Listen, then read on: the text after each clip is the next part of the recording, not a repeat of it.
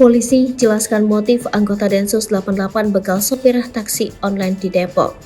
Pria berinisial SRT yang bekerja menjadi sopir taksi online ditemukan tewas di kawasan Depok, Jawa Barat beberapa waktu silam. Korban tewas karena dihabisi oleh anggota Densus 88 anti teror Polri. Insiden pembunuhan terjadi pada 23 Januari 2023 di kawasan perumahan Bukit Cengkes 1, Cimanggis, Depok. Korban sopir taksi online ditemukan warga sudah dalam kondisi tewas di sebelah mobilnya.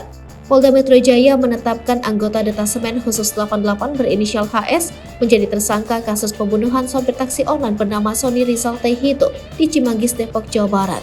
Kabid Humas Polda Metro Jaya Kombes Pol Trunoyudo Wisnu Andiko menjelaskan terdapat motif ekonomi dalam kasus pembunuhan tersebut. Namun ia mengatakan pihaknya masih terus mendalami motif sebenarnya di balik kejadian tersebut. Pelaku sudah ditetapkan tersangka dan kemudian dilakukan penahanan pada saat itu.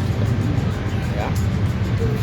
Oknum ini tentunya kita harus bisa melihat apa yang terjadi secara perilaku dalam satuan.